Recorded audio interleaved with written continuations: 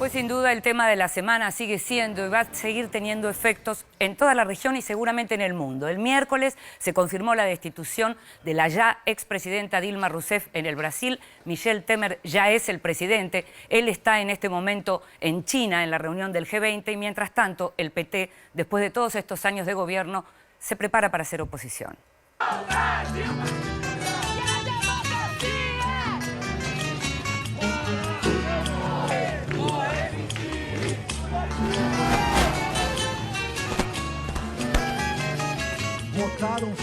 Con la destitución de la presidenta de Brasil, Dilma Rousseff, se cierra un ciclo en el país más importante de América Latina que se extendió por 13 años desde la asunción de Luis Ignacio Lula da Silva el 1 de enero de 2003.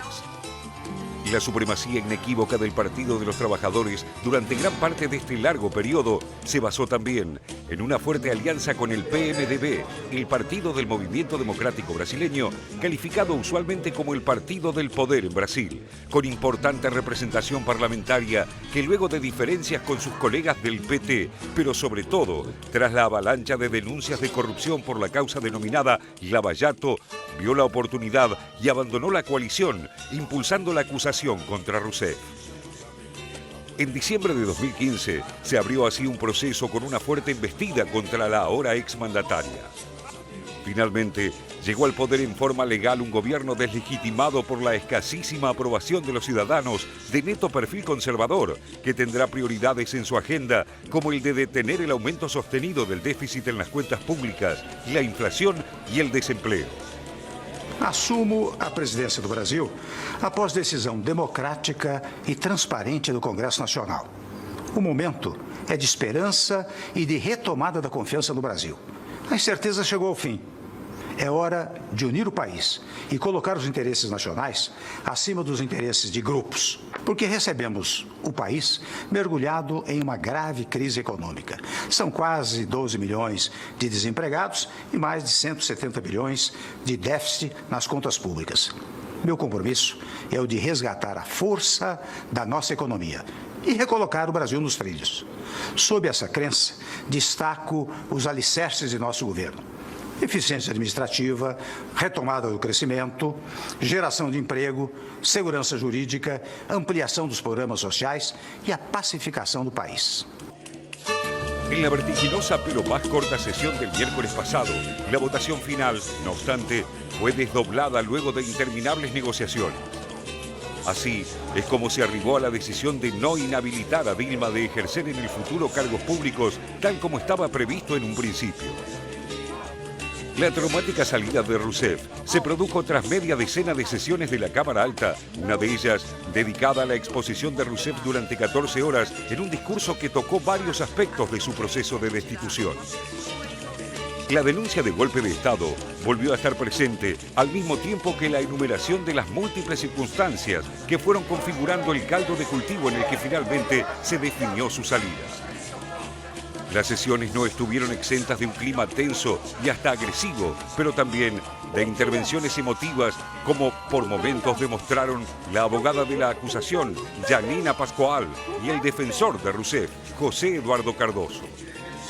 En una conclusión política inequívoca, atribuyó su destitución a la élite económica y política incapaz de llegar al poder a través de las urnas, en una línea que remontó a la campaña que las fuerzas de derecha impulsaron contra el gobierno de Getúlio Vargas en 1954 y que culminó en su suicidio, y al golpe de Estado contra João Goulart en 1964.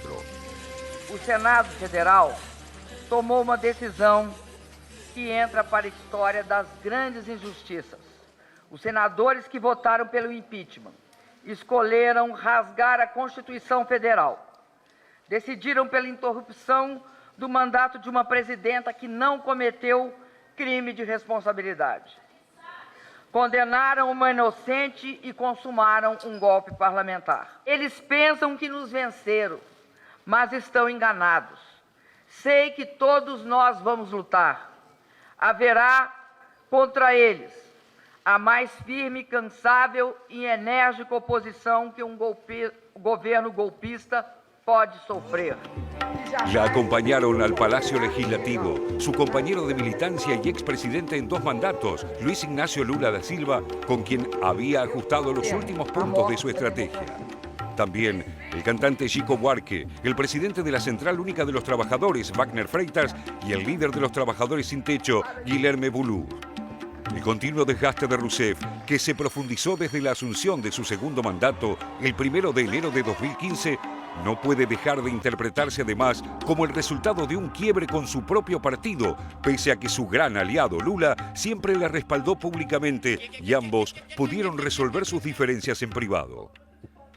Esa distancia se profundizó con la elección de algunos programas económicos de ajuste interpretados como de carácter neoliberal, incluso con la convocatoria de algunos ministros de ese signo ideológico como Joaquín Levy en Hacienda, lo que fue duramente repudiado en amplios sectores del PT. En abril, una comisión especial de la Cámara de Diputados autorizó el proceso de impeachment por considerar que había indicios de que la presidenta había cometido crímenes de responsabilidad al modificar partidas del presupuesto sin intervención del Congreso, una movida en la que el expresidente de la Cámara de Diputados, el procesado por enriquecimiento ilícito Eduardo Cunha, tuvo un papel definitorio. Sin embargo, Dilma no fue tocada por la descomunal trama de sobornos en la petrolera estatal Petrobras, que sí salpicó a su gobierno, al propio Lula y a dirigentes políticos de otros partidos, junto a varios empresarios. Rousseff y sus defensores rechazaron una y otra vez haber cometido el crimen de responsabilidad que se le imputaba. Por lo tanto, su contraargumento fue simple. Un impeachment sin crimen de responsabilidad es un golpe. En paralelo, el nuevo gobierno de Temer, quien ya había asumido interinamente el 12 de mayo pasado, inicia un controvertido camino que finalizará el 1 de enero de 2019 con poco apoyo popular y con una economía en crisis. Pero la sombra más peligrosa son los casos de corrupción que ya tiñeron todos los niveles de su partido, el PMDB.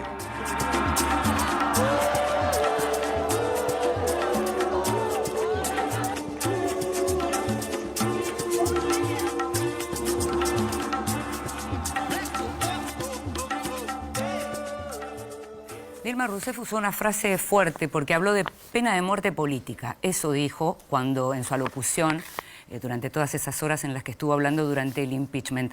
Michel Temer, el día que asumió, le respondió que la golpista era ella porque no aceptaba la Constitución. Estamos con Marcelo Falac, periodista, editor de internacionales del diario Ámbito Financiero. Bienvenido una vez más, Marcelo. Gracias. Gracias por invitarme. Vamos a conversar sobre este tema que es como el gran tema. Y te voy a hacer una pregunta. Te voy a empezar por el final. Es casi una pregunta, te diría, judía. ¿Qué es lo más grave que tiene todo lo que sucedió? Es buena. Yo creo que el precedente, Inde.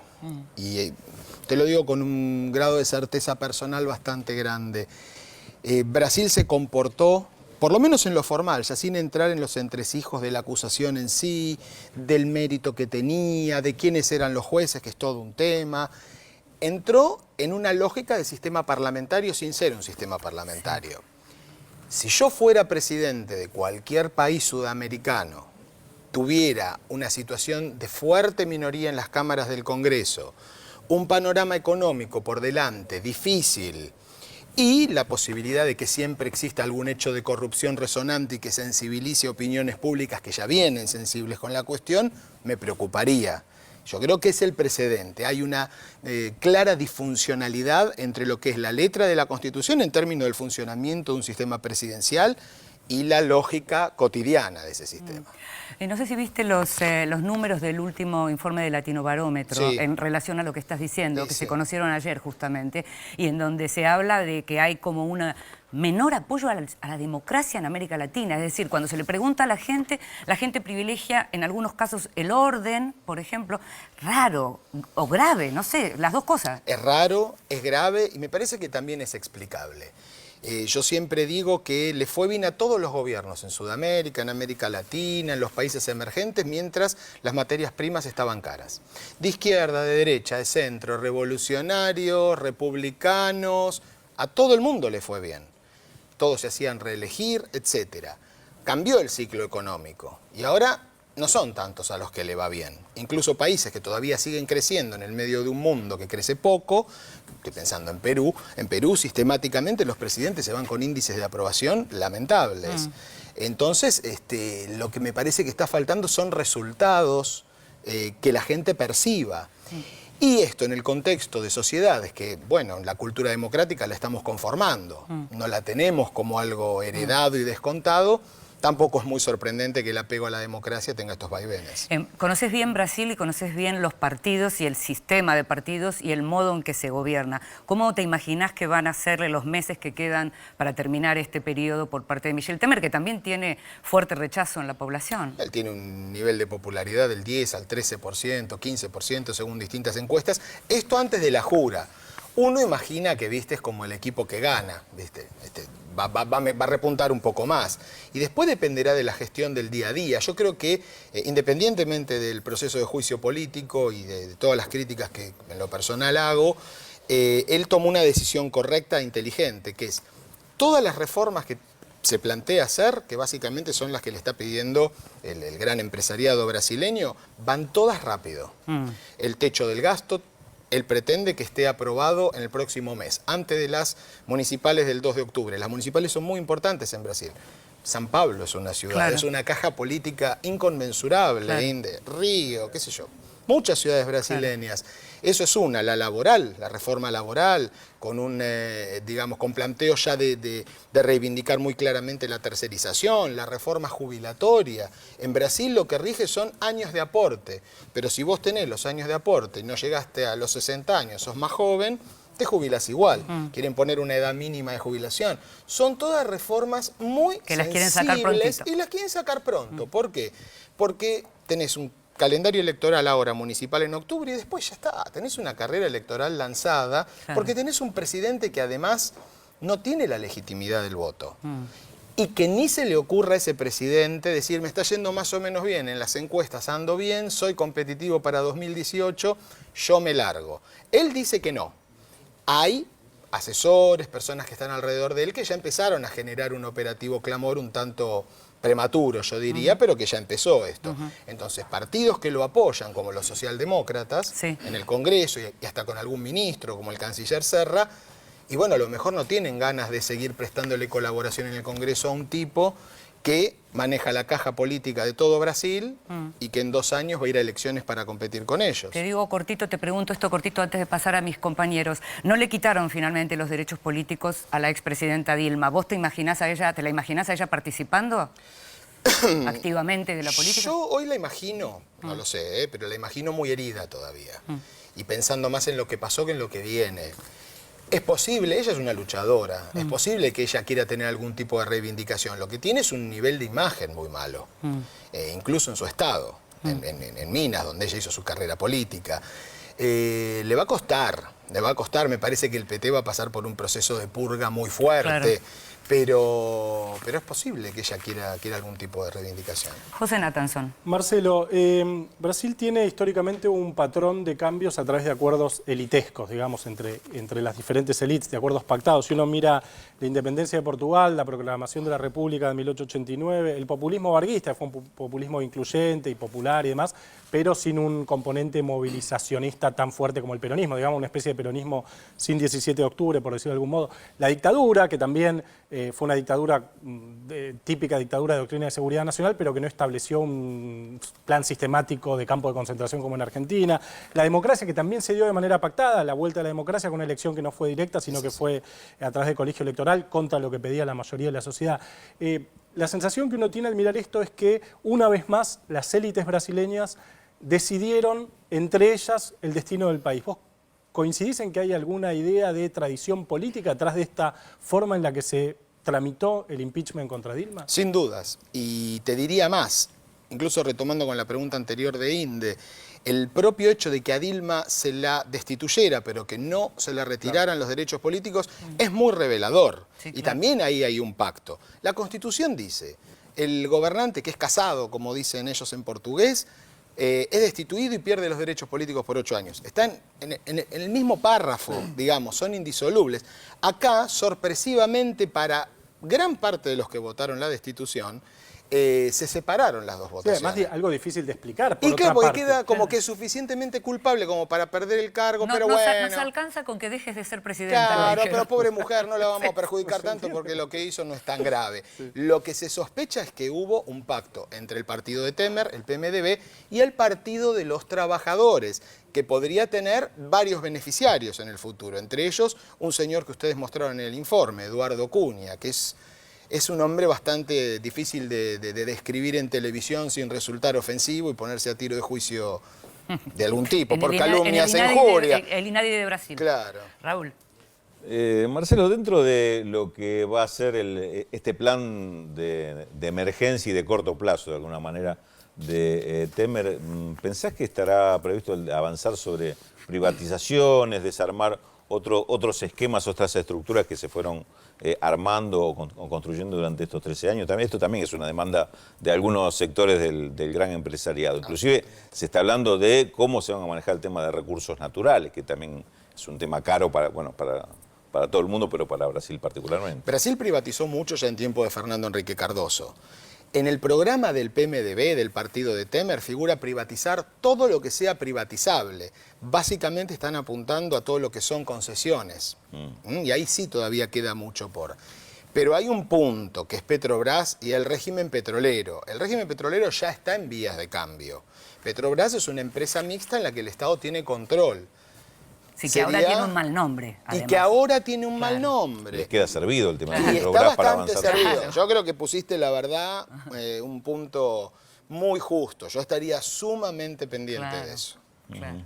Jorge Elías. Hay una realidad que es la de fondo, ¿no es cierto? En Brasil el 41% del PBI va al gasto público, 20.000 puestos públicos dependen de decisiones políticas, 34 partidos inscriptos, 27 con representación en diputados y no se sabe bien cuál es la ideología de cada uno de ellos. Se supone que se venden al mejor postor en algunos casos, eso quedó comprobado con el Mensalao. Incluye esto al Partido de los Trabajadores. Entonces la pregunta es, bueno, destituida a Dilma, ¿qué cambia con respecto a la confianza en los partidos políticos, que es cada vez menor? ¿Y qué cambia con respecto a la percepción de corrupción que hay en la propia sociedad entre los brasileños? Esta percepción es generalizada, está diseminada, no se salva absolutamente nadie. Hay planes de reforma política, pero esos planes yo los quiero ver, porque como los aprueban los mismos tipos que deberán correrse, yo no digo nada, solamente digo que los quiero ver. Vos lo describís perfectamente, el sistema político brasileño, y acá sí retomo lo que mencionaba al principio y que en el momento no venía a cuento de la pregunta. ¿Quiénes votaron? ¿Quiénes fueron los jueces? Era fuerte ver a Fernando Collor de Mello hablar de la defensa de los valores republicanos y de la Constitución para votar en contra de Dilma. Y mirá que no soy para nada concesivo con respecto a lo que hizo Dilma.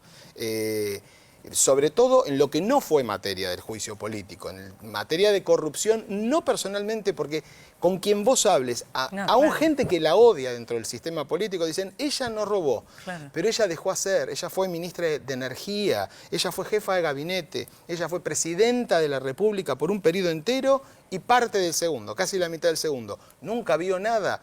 Es muy complicado cuando un gobernante queda en la posición de defenderse diciendo, soy un incapaz o soy un ladrón, y que esas sean sus dos opciones. Claro, y que sean sus únicas opciones. Por eso me resulta difícil a veces resumir esto en una pelea entre la derecha y la izquierda, como se pretende en algunos sectores. Es mucho más complejo. Es más complejo porque vos hablabas del sistema político, ahí está lleno de pymes, pero yo creo que también hay algo, un poco lo que planteaba José antes, digamos, la cuestión de estos pactos cupulares, pactos de establishment, que son centrales, son el eje de la historia brasileña desde la independencia. Yo creo que hay algo de eso también, porque vos tenés sectores del empresariado, tenés a la Fiesp, al empresariado paulista, que jugó muy abiertamente y muy fuerte, y el mismo día en que cae Dilma y que jura Temer, en esas horas de interregno, salieron a poner el pliego de condiciones, digamos. No digo ni bien ni mal, digamos, pero es un sector importante, poderoso de la sociedad brasileña que salió a decir, todo bárbaro, pero ya necesitamos más, ya a un tipo que todavía no había jurado. Raúl de la Torre te quiere preguntar algo Sí, más. con respecto a esto que estamos hablando justamente, como contrapartida, porque también se especula mucho sobre qué va a hacer el PT, si las movilizaciones van a tener algún resultado.